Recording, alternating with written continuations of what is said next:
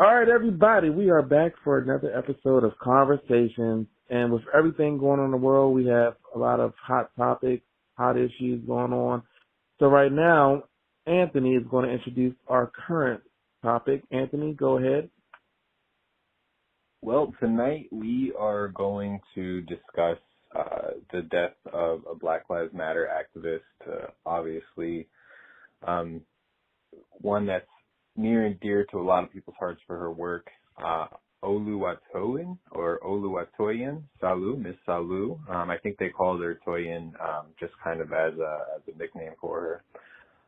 But yeah, so we're going to be talking about that. Now, for those of you who may not be familiar with the story, she was just 19 years old, and she was found dead recently in Tallahassee, Florida.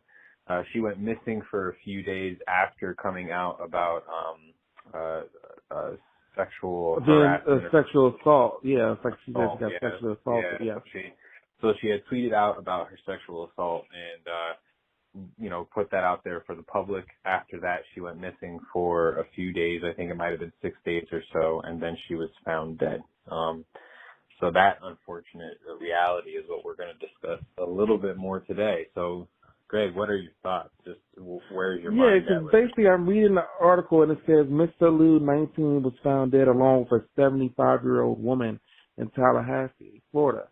And it said, and they have a suspect in the death, and he has been charged with murder and kidnapping. It's like, that's kind of like weird. You know what I mean? Like, I don't know, like, did the guy that did this, did he have like some kind of like mental issues?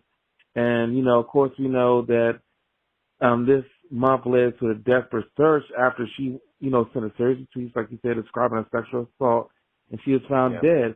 Then it kind of makes me wonder, was that the guy that, did it?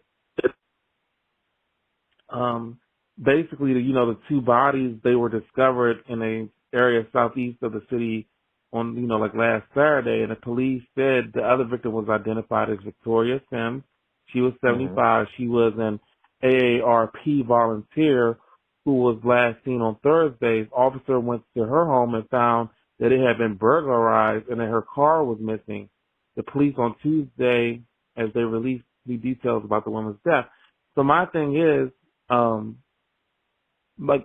it's like how, I wonder how well her and the other woman knew each other, or maybe, did the guy like hold them both captive? Did he kidnap them both?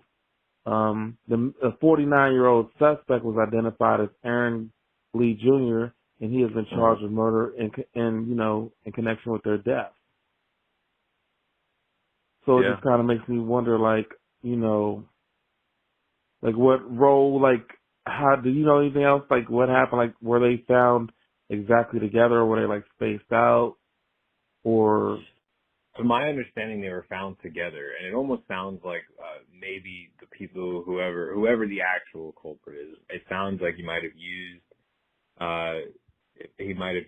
the Miss Sims' vehicle or something like that for it, because they were found, to my understanding, they were found near each other. What I find, what's interesting about this, and this isn't the first time, and unfortunately it probably won't be the last time that a prominent activist has been found dead or went missing. The thing about the reports and everything is they haven't said anything about the potential connection or triangulation between Miss Salu and Miss Sims. They haven't made mention that there was any previous relationship or any connection between the two of them. They haven't even made mention if there was a connection between the two of them and the potential suspect. And it almost makes, right now there's so little information for us to wonder, is this the guy who really did it? Is it a scapegoat? How do they come up with him as being the prime suspect in this case? There's still so much that hasn't been unfolded for the public eye. So it would be really interesting to see where it goes from here. And the reason I say all this stuff about, with other prominent activists going missing or being killed, it's almost like we're obviously in a tumultuous time. There's a whole lot going on, and there's a whole lot of protesting and voices that are, people standing up and voices being heard for the Black Lives Matter movement.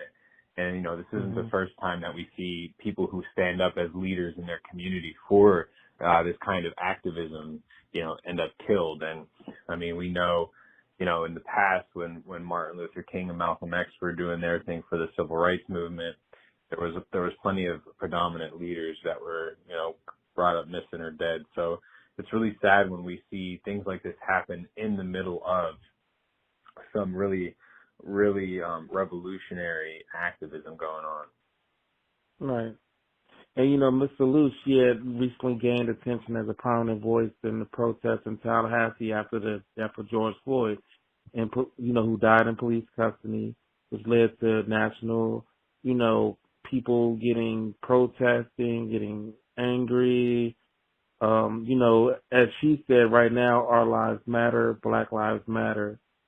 And that's what she stated in one of her videos, which is circulated on Twitter. So Right. my thing is, with the guy that was arrested, I believe he was African American, correct? He was. Yes, he was. And this guy has a history of assault.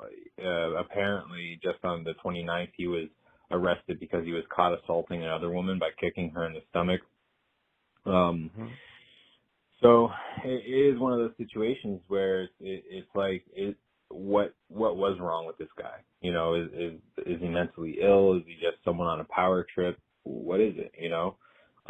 Because you figure if he was arrested on just the end of May for that, it was the first week in the end of June, the end of the first week in June rather. June 6th is when Toyin came out, Miss Salu came out and discussed about the molestation that happened to her that day. And so when you think about how that happened, it's just, yeah. Well, what's weird is she didn't name the guy that did it, though. You know what I mean?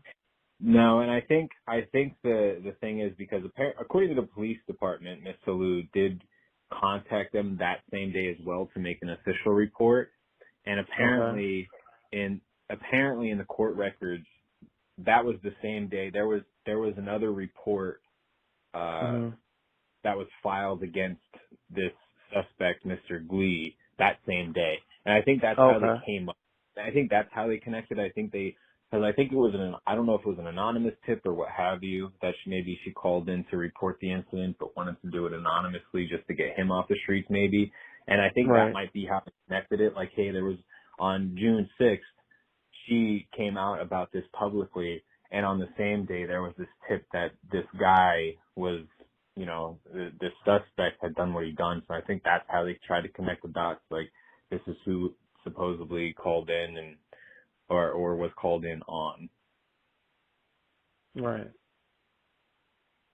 So, yeah, I mean, so you figure between June 6th, I think she went missing. Did she go missing on June 8th or June 9th, I think? Or, well, I think it was around that time, yeah, I think June 6th was the last anyone officially saw her. But I think it was June 8th or 9th when they declared her actually a missing person. Or something along those lines. And I want to say that June 9th was when they actually posted her as a missing person. And then it was June 13th when they posted about Miss Sims being a missing person as well. And it kind of makes you wonder, were they lured somewhere together, you know what I mean?